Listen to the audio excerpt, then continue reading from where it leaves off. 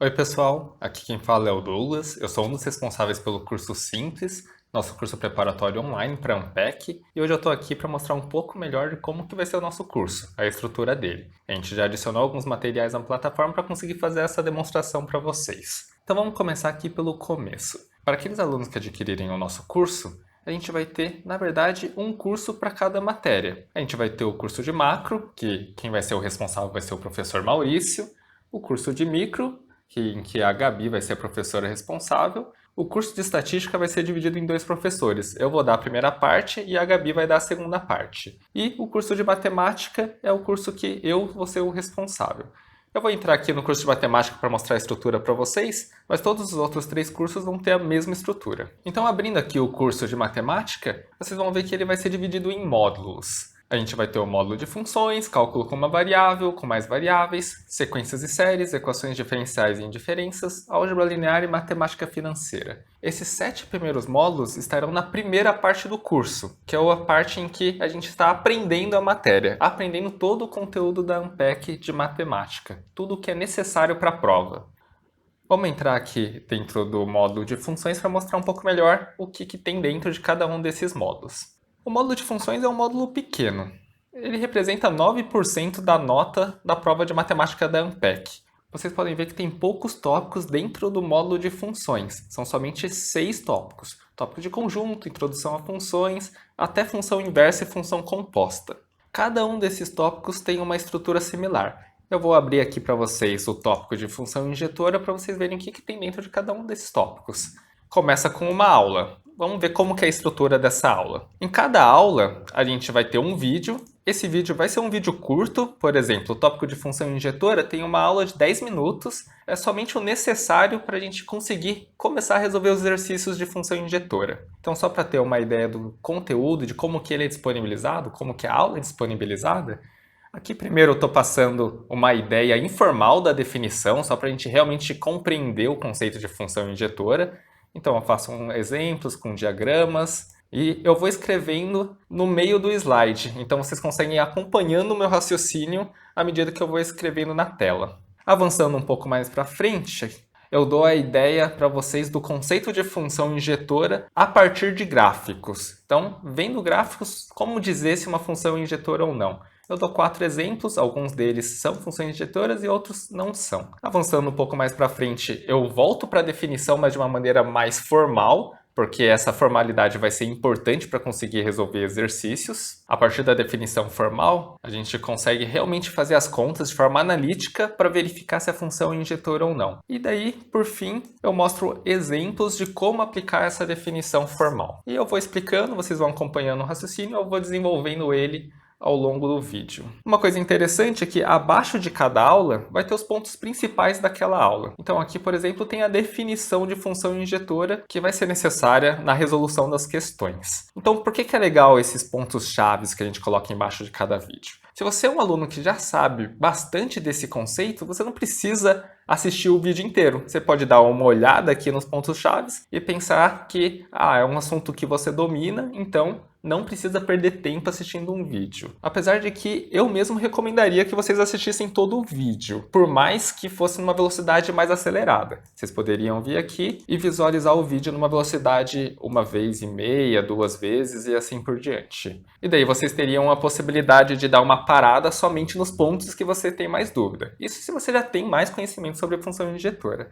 De qualquer forma, imagina que você já assistiu o vídeo uma vez e você quer dar uma voltada nesse tópico só para relembrar o conceito de função injetora. Você não precisa procurar o conceito no vídeo.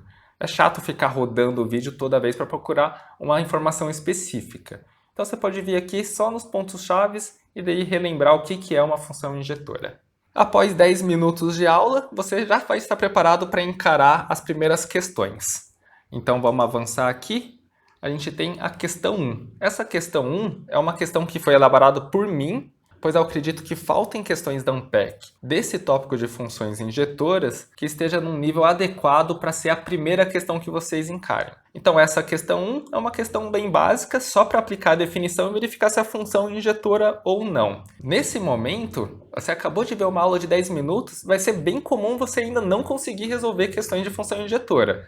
mesmo que não seja uma questão muito difícil. É normal, faz parte do processo de aprendizado. Você aprendeu uma coisa, mas ainda é difícil de aplicar. Então, se você não conseguir resolver essa questão, vai ter um vídeo para te auxiliar nisso. Eu vou explicar passo a passo nesse vídeo, explicando e escrevendo aqui no slide o como resolver cada um desses itens. Então, só avançando aqui no vídeo, eu resolvo o item A, resolvo o item B, passo a passo, e depois também resolvo o item C. Várias vezes dando uma intuição do que está acontecendo também. Mas se você não teve dificuldade nessa questão, você pode simplesmente ir para a solução resumida e só verificar se o que você fez faz sentido. É uma solução bem resumida mesmo. É mais para aqueles alunos que estão muito bem em função injetora e daí eles não querem perder tempo assistindo um vídeo completo sobre isso. E daí aqui pelo menos eles conseguem ver os passo a passo principais e também a resposta de cada um dos exercícios.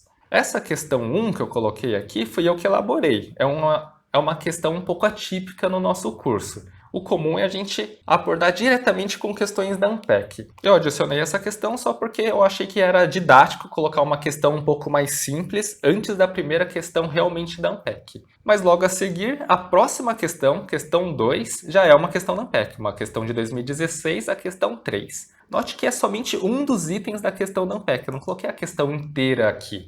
Isso porque os outros itens, os itens 0, 1, 2 e 4, não são sobre função injetora.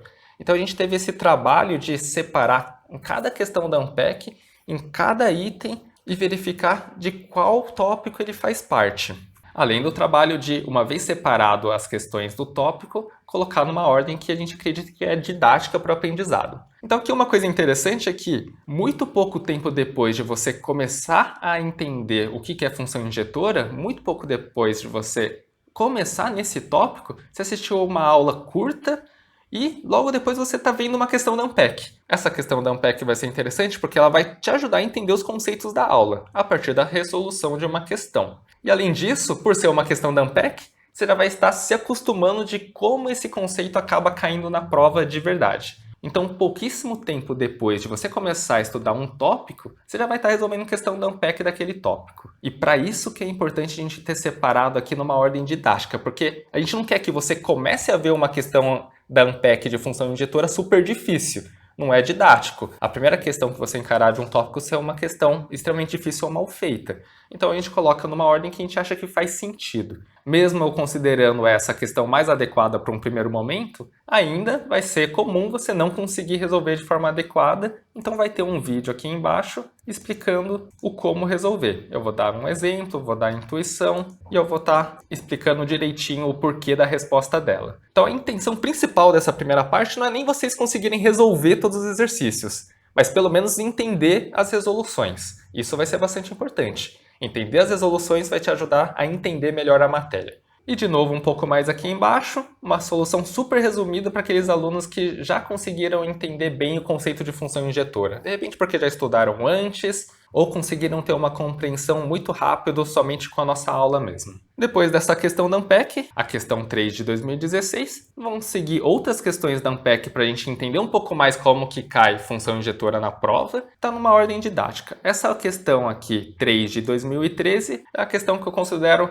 mais complicada dos últimos anos sobre função injetora. Então, tem somente 2 itens aqui, isso porque os itens 2, 3 e 4 não são sobre função injetora, e eu coloquei ela por último nesse tópico, principalmente por causa desse item 1, que é um item que, além de falar de função injetora, fala também de composição de função. Então é algo um pouquinho mais complicado, mas se você não conseguir entender, não tem problema. O importante vai ser, pelo menos, entender a resolução. A resolução que vai ser dada aqui em vídeo. Então, para cada questão que a gente apresentar, você não vai ficar sem auxílio se isso for necessário. Então, só avançando um pouco aqui no vídeo, eu desenho para mostrar a ideia do porquê das respostas, dou a intuição do que pode acontecer e assim por diante.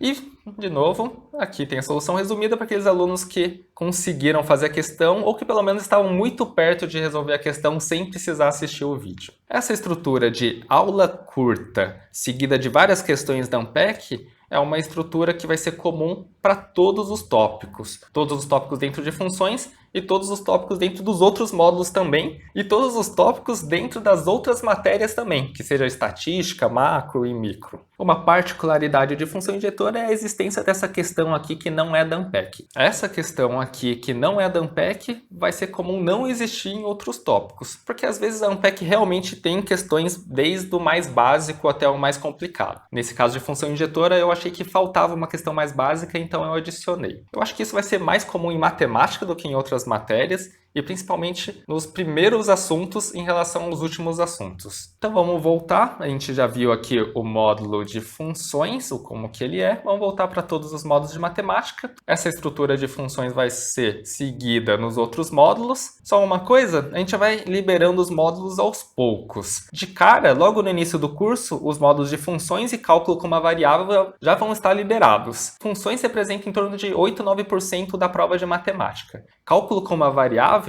representa uma boa parte da prova de matemática, em torno de 27%, mais ou menos. Juntando esses dois primeiros módulos, que já vão estar disponíveis logo de cara, já está aqui em torno de 1/3 da prova de matemática. Isso principalmente por causa desse módulo aqui, que vocês vão ver é o módulo que tem mais aula do curso de matemática. Então vamos descer.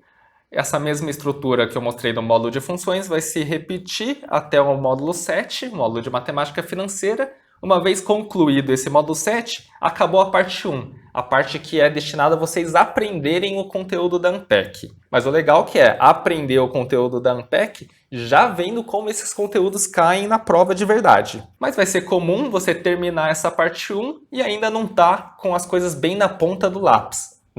Não ter guardado uma fórmula, por exemplo, que vai ser necessário para resolver as questões. E é por isso que a gente tem esse outro módulo aqui, o módulo praticando. É a parte 2 do nosso curso. Nessa parte 2, a gente vai ter uma lista de exercício para cada um dos módulos anteriores. Então, funções que eram um módulo na parte 1, aqui a gente deixou como um tópico, vai ter uma lista de exercício com todas as questões da Unpack que são sobre funções dos últimos anos. Isso quer dizer que vocês vão ver questões que já apareceram na parte 1 do curso aqui. Só que a intenção, nesse momento, é que você já realmente tente resolver a questão e, se possível, consiga resolver ela. Então, algumas das questões já vão ter aparecido antes, mas mesmo assim vocês vão ver que vai ser um desafio relembrar de como fazer. E se você estiver lembrando de como que faz a questão lá de funções, que é do primeiro módulo, é um ótimo sinal. Mas de qualquer forma, se você não conseguir, também ainda não é um grande problema. Para cada questão que você não conseguir, significa que você tem que dar uma revisada naquela questão, naquele tópico, e daí vai ter um vídeo explicando como que resolve novamente. A ideia desse módulo de praticar não é nem que você consiga resolver todas as questões de cara dele, mas que pelo menos você termine esse módulo entendendo bem o como fazer essas questões da Unpack, mas não necessariamente inicie o módulo já sabendo fazer tudo. O legal é que aqui vão estar as questões de funções todas misturadas, não vão estar quebradas em tópicos. Por exemplo, tem os tópicos de função injetora, sobreinjetora, bijetora, função inversa, tudo dentro do módulo de funções. Lá na primeira parte do curso, a gente teria encarado as questões separadamente,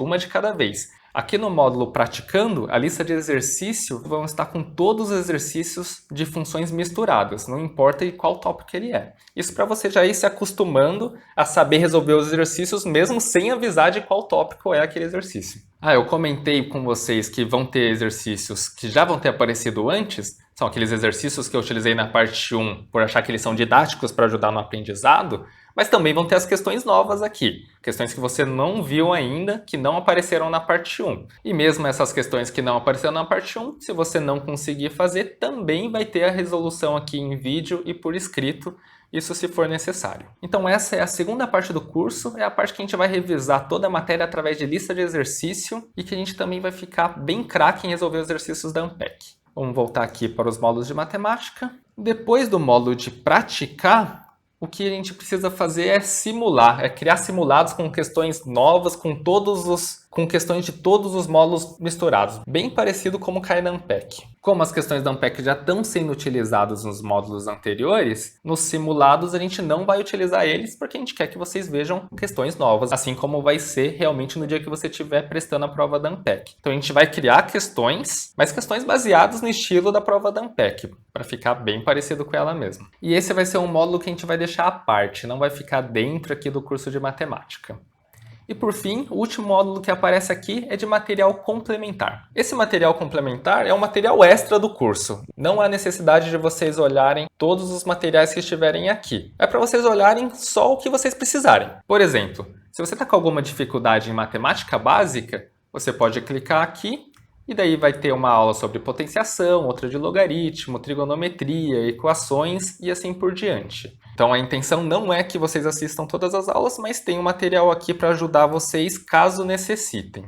Além desse objetivo de sanar uma dificuldade mais básica de uma matemática de ensino médio, aqui no material complementar eu vou colocar algumas coisas mais de aprofundamento. Na primeira parte do curso, eu vou explicar as coisas para vocês de uma forma muito focada na prova da Ampec. Somente aquilo que realmente é necessário para conseguir as questões da Ampec. Mas várias vezes vai faltar um pouquinho de entendimento ao redor disso.